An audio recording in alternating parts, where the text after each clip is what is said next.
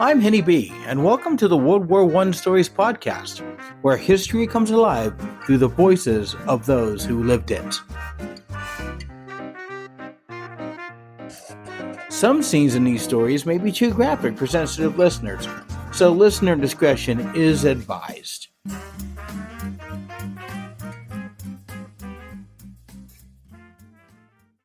Today's episode, Carved in Memory.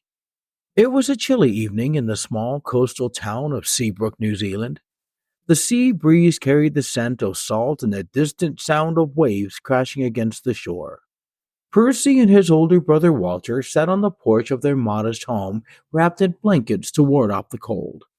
The stars twinkled brightly in the clear night sky, and the moon cast a gentle glow over the landscape. Percy, just 10 years old, looked up at his older brother with wide, curious eyes. Walter, at 18, was on the brink of adulthood, his face a mix of youthful enthusiasm and a newfound seriousness.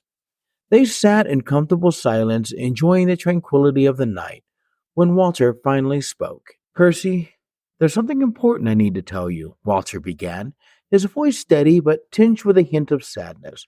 He glanced away momentarily, gathering his thoughts. Percy turned to face him, sensing the gravity of his brother's words. "What is it, Walter?" he asked, his voice barely above a whisper. Walter took a deep breath. "I've decided to enlist in the army. I'm going to fight in the war." Percy's heart skipped a beat, and he felt a lump form in his throat. "But why, Walter? Why do you have to go?" His voice trembled and he fidgeted with the edge of his blanket. Walter placed a reassuring hand on Percy's shoulder. "It's something I feel I need to do, Percy. I want to serve our country and do my part. It's not an easy decision, but it's one I believe in." Tears welled up in Percy's eyes, but he fought to hold them back. "But what if something happens to you? I don't want you to go." Walter's expression softened, and he pulled Percy into a tight embrace. "I know it's scary, and I don't want to leave you either. But I promise, I'll write to you as often as I can, and I want you to be strong for Mom and Dad while I'm gone." Percy clung to his brother, his small frame trembling with emotion. "I'll try, Walter. I'll try to be strong, but I'll miss you so much." Walter held Percy at arm's length and looked into his eyes. "I'll miss you too, little brother, but I have something for you to remember me by." He reached into his coat pocket and pulled out a small, intricately carved wooden boat. "This is for you. Whenever you look at it, think of me. This boat will always bring you back to me, no matter where you are." Percy took the boat, his fingers tracing the delicate carvings. He felt a mixture of sadness and pride. "Thank you, Walter. I'll keep it safe." Walter smiled, though his eyes betrayed the weight of his decision. "Good. And remember, Percy, no matter what happens, we'll always be brothers. Nothing can change that."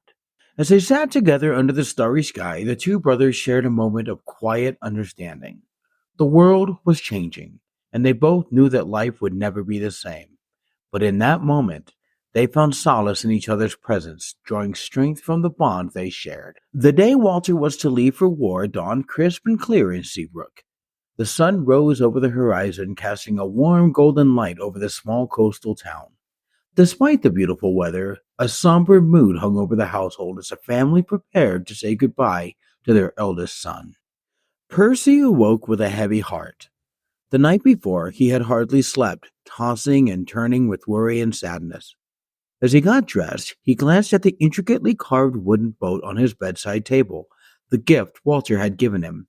He picked it up and held it close, seeking comfort from its smooth, familiar surface. Downstairs, the family gathered for breakfast. The usual chatter and laughter were replaced by silence and the clinking of cutlery. Walter tried to keep the mood light, sharing stories and jokes, but his efforts were met with half-hearted smiles. The weight of the impending farewell was just too great to ignore.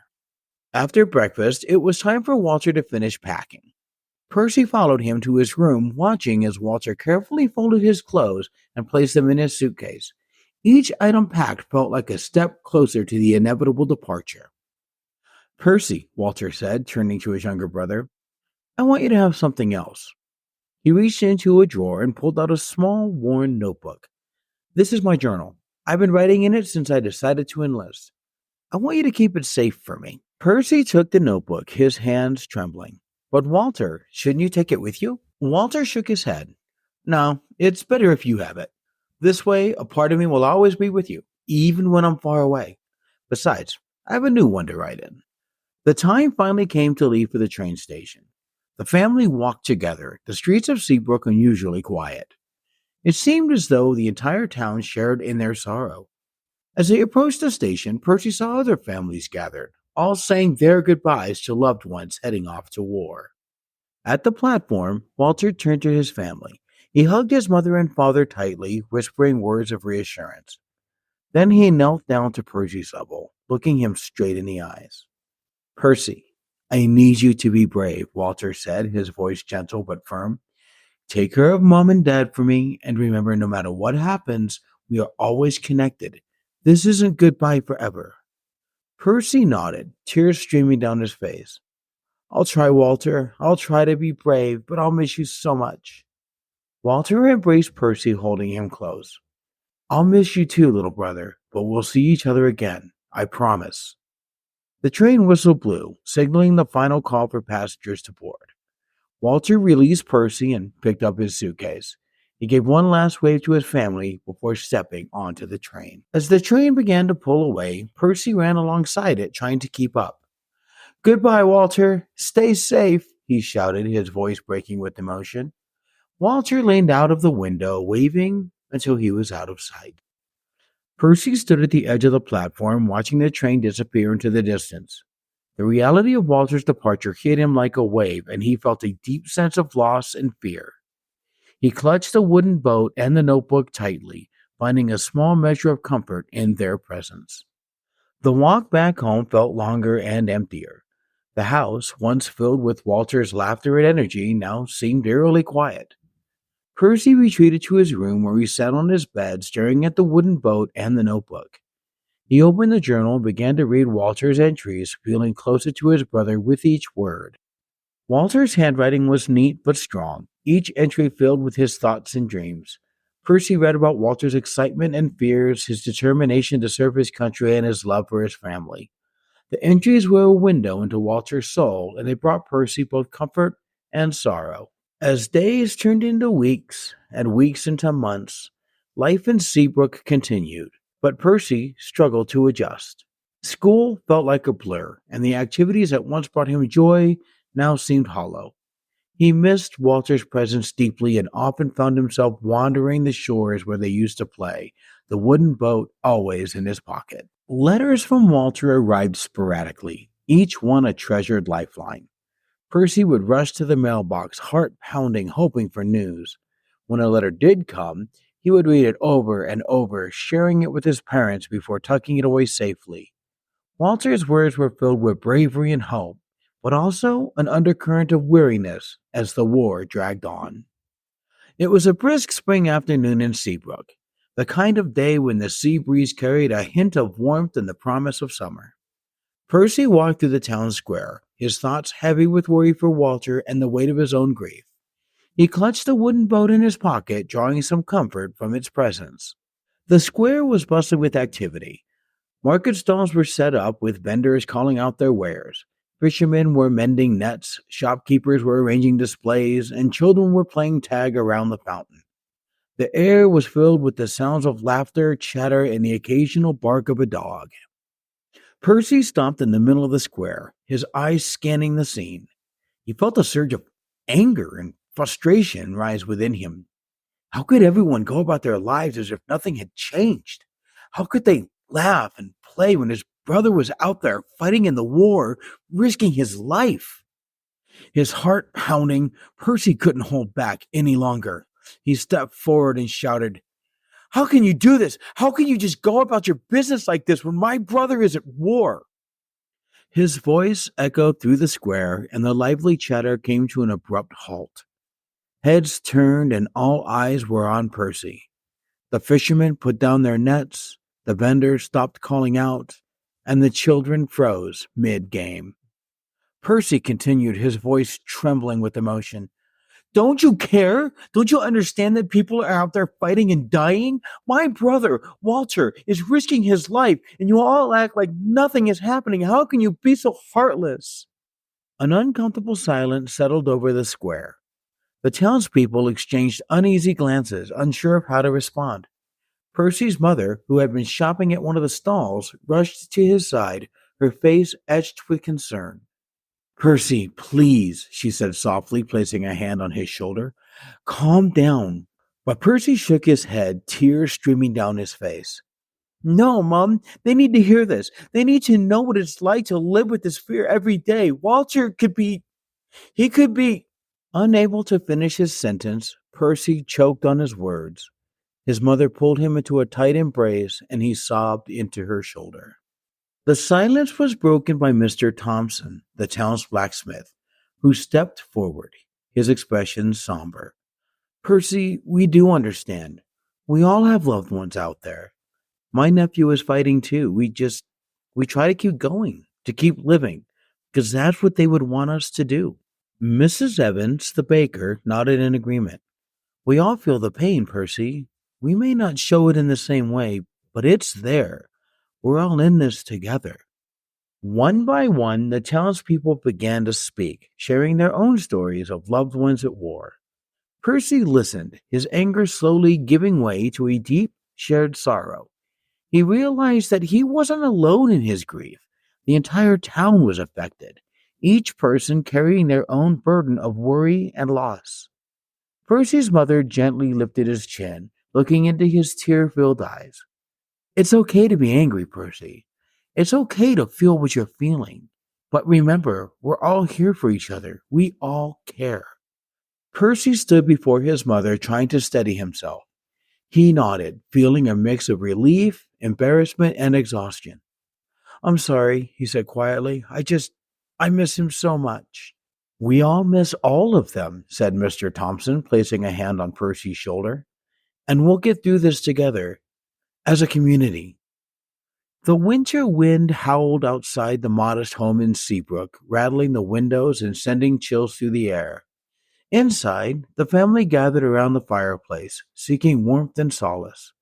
Percy sat on the floor, carving another small wooden boat, his mind drifting between the thoughts of Walter and the rhythmic scraping of his knife. The sound of footsteps crunching on the frost-covered path outside drew their attention. Percy's mother glanced up, her knitting needles paused mid-stitch. She exchanged a worried look with Percy's father, who set down his newspaper and stood up. A sharp knock echoed through the house, and Percy's father walked to the door with a sense of foreboding. He opened it to reveal the town's postman, Mr. Jenkins, standing with a solemn expression and a telegram in his hand. Sorry to disturb you, Mr. Jenkins said quietly, his voice heavy with the weight of his duty. This just arrived. Percy's father took the telegram, his hands trembling slightly. Thank you, Jenkins, he said, his voice barely above a whisper. Mr. Jenkins nodded and stepped back, leaving the family to face the news alone. Percy felt a knot form in his stomach as he watched his father unfold the telegram. His mother stood beside him, her hand covering her mouth, her eyes wide with dread. Percy set down his carving and slowly rose to his feet, his heart pounding in his chest. His father's eyes scanned the telegram, and his face paled. He swallowed hard, his voice breaking as he read aloud. We regret to inform you that your son, Private Walter Thompson, was killed in action on. The words blurred together, lost in the rush of emotion that surged through the room. Percy's mother let out a choked sob and collapsed into a nearby chair, her knitting falling to the floor. Percy felt as though the ground had been pulled out from under him. His legs wobbled and he sank to his knees, the weight of the news crashing down on him like a tidal wave. No, Percy whispered, shaking his head in disbelief. No, it can't be true. Walter can't be gone. His father, his own eyes brimming with tears, reached out and placed a hand on Percy's shoulder. I'm so sorry, son, he said, his voice cracking. I wish it weren't true, but it is. Percy's mother wept openly, her cries filling the room with a grief so profound it seemed to seep into the very walls. Percy felt a mix of anger and sorrow, a storm of emotions he couldn't contain. He wanted to scream, to lash out, to do anything to make the pain stop. Instead, he crawled over to his mother and wrapped his arms around her, seeking comfort in their shared loss.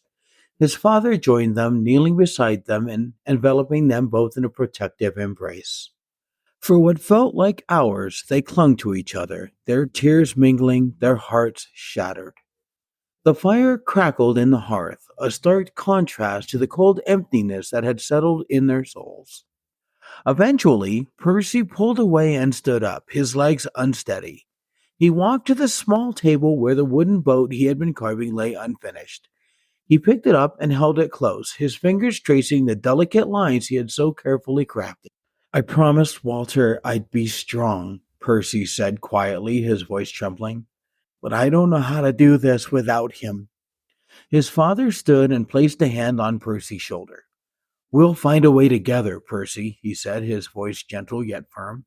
Walter wouldn't want us to give up. He'd want us to honor his memory by living our lives fully, even in the face of this loss.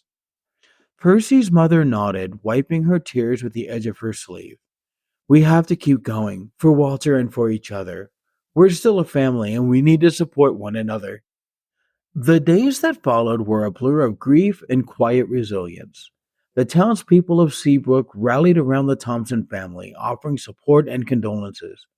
Meals were brought to their doorstep, and neighbors checked in regularly, sharing stories of their own loved ones and reminding Percy he was not alone in his sorrow. Spring had finally begun to thaw the chill of winter in Seabrook. The first blossoms appeared on the trees, and the sea breeze carried a hint of warmth.